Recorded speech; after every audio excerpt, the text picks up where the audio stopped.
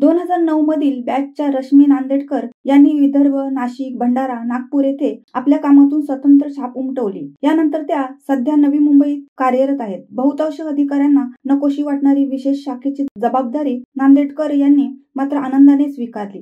शहरात कोणत्याही अतिमहत्त्वाच्या व्यक्तीची सभा, प्रवास होणार असल्यास त्यांच्या सुरक्षेचा पूर्णपणे गोपनीय आढावा याच विशेष शाखेकडून घेतला जातो। पडद्याआड राहणारे पोलीस थोड्याफार नागरिकांना माहिती असतील।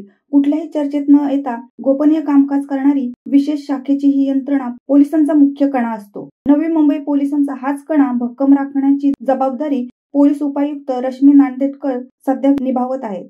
शहरात कोणताही गुन्हा, दुर्घटना घडली की घटनास्थळी दिसतात ते पोलीस, संकटकाळी आठवतात ते सुद्धा पोलीस। त्यामुळे पोलीस ठाण्यात नेहमी दिसणारे पोलीस किंवा गुन्हा अन्वेषण शाखेचे पोलीसच प्रत्येकाच्या तोंडी चर्चेत असतात। मात्र त्याही पलीकडे एक महत्त्वाचे काम हाताळणारे मात्र नेहमीच पडद्याआड राहणारे पोलीस थोड्याफार नागरिकांनाच ठाऊक असतात। अशी बहुमल मार्मिक प्रतिक्रिया नवनियुक्त नवी मुंबईच्या पोलीस उपायुक्त रश्मी नांदेडकर यांनी माध्यमांशी संवाद साधताना केली।